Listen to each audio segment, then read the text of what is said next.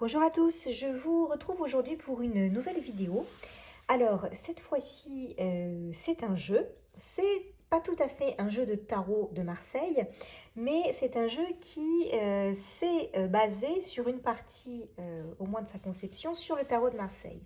Donc, il s'agit du tarot de Marseille Waite. C'est un mix entre le tarot de Marseille et le tarot du Rider-Waite, qui était proposé ici par Emmanuel Iger et qui était mis en illustration par Alice Laverty.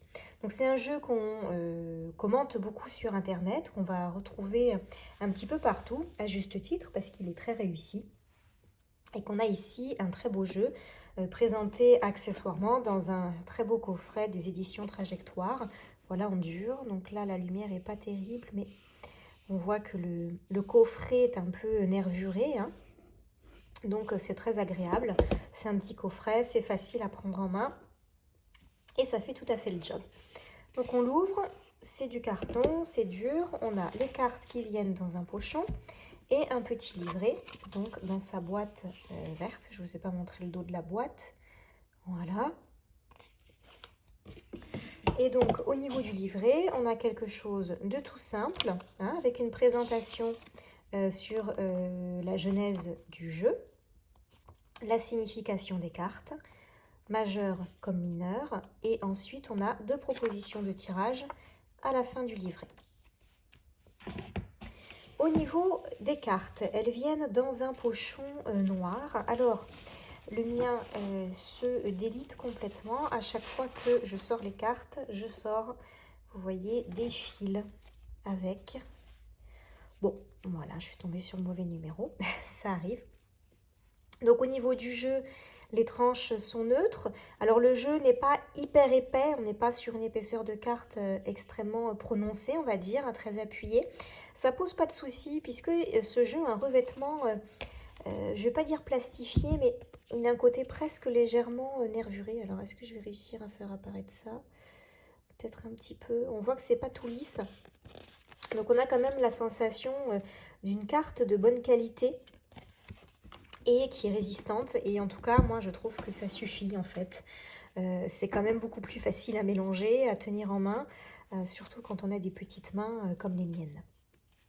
Donc, le dos des cartes, hein, très joli. On a un très beau travail qui a été présenté ici. Et on va donc regarder les cartes. Donc, au niveau des majeurs, Emmanuel Iger s'est basé sur les majeurs du tarot de Marseille, pour venir les représenter avec des enluminures du Moyen-Âge qui ont été retrouvées dans différents manuscrits, différents supports de l'époque.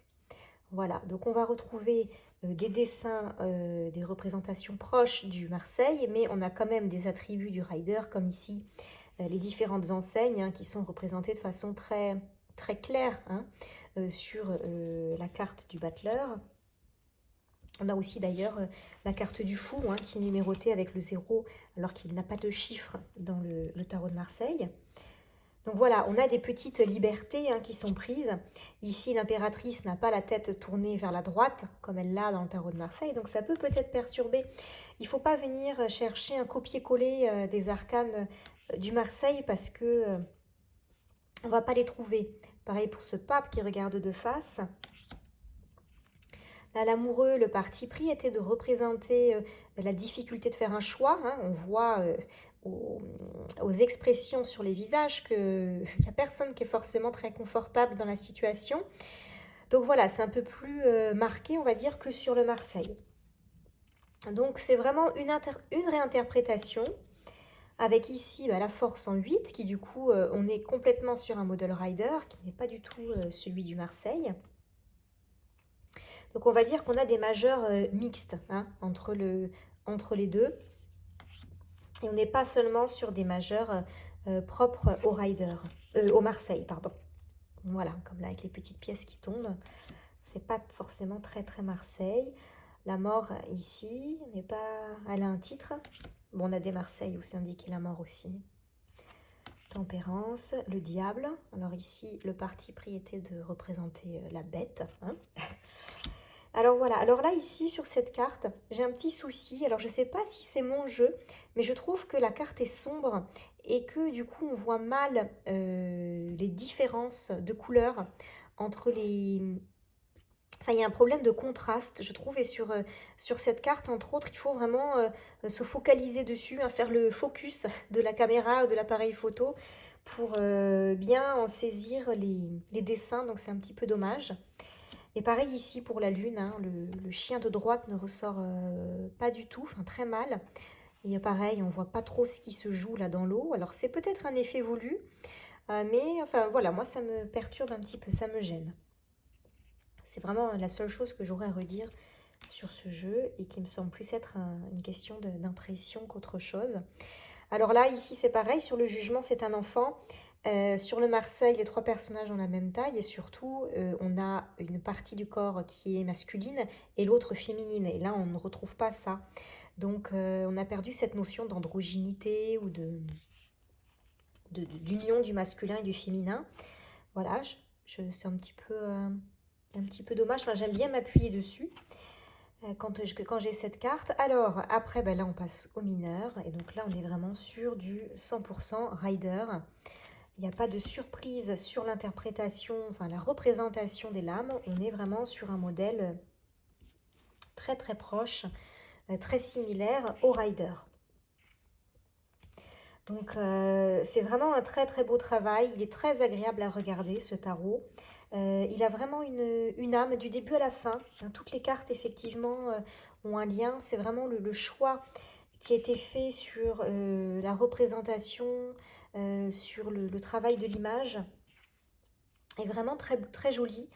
Je vous mettrai en lien sous la vidéo. Il y a une vidéo où Emmanuel Iger présente le travail qu'elle a fait, comment est-ce qu'ils se sont basés, comment ils ont travaillé pour dessiner un petit peu les cartes à partir des enluminures et des représentations de l'époque.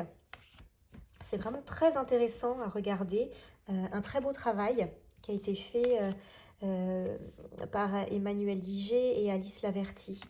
Vraiment très très très joli, de mise en image, voilà, de ce tarot de Marseille, de ce tarot Rider-Waite. Et du coup, moi, ce jeu, j'ai pas forcément envie de l'appeler le tarot de Marseille-Waite, mais j'ai envie de l'appeler tout simplement le tarot d'Emmanuel Iger. Parce que pour moi, elle a fait ressortir dedans ce qui pour elle fait sens, son tarot, son approche du tarot, ce qu'elle y trouve. Et elle a cherché une façon, avec Alice Laverty, de le représenter en image en fonction de sa propre sensibilité. Donc, au-delà du côté visuel qui est très réussi, il y a un côté un petit peu touchant. Moi, j'aime bien en fait voir ce que chacun en soi et ce qu'il propose, ce qu'il fait ressortir au travers de ses œuvres. Et vraiment, c'est vraiment très très joli. Il y a une véritable continuité, une véritable logique. C'est une œuvre, voilà, dans son ensemble. Chaque carte fait partie d'une grande fresque, on va dire. Et c'est très, très, très agréable de travailler avec. Voilà. Donc, on est sur les épées. Voilà. Très, très rider, bien évidemment. Alors, on peut voir la finesse des visages. Et elle est propice à l'interprétation lorsqu'on montre une carte à quelqu'un, lorsqu'on lui tire les cartes. C'est facile de travailler avec un tarot aussi expressif, qui reste délicat. Il n'y a pas d'exagération dans le côté sombre. Et on n'est pas non plus sur un tarot très niais. Voilà, on retrouve vraiment tout ce qui est important dans un tarot, avec beaucoup de délicatesse, avec beaucoup de finesse dans les représentations au niveau des traits et du choix des couleurs. Voilà du coup pour ce très beau tarot. J'espère que cette vidéo vous a plu. Je ne sais pas si elle aura vraiment apporté grand chose de plus vu que tout le monde a ressenti le besoin de parler de ce tarot. Mais en tout cas, moi, ça me fait plaisir puisque j'aime parler finalement de ce que j'aime. Donc, c'est chose faite. Je vous souhaite une très belle journée et puis je vous dis du coup à une prochaine vidéo pour la présentation de peut-être un nouveau jeu. Voilà, à bientôt, bye bye.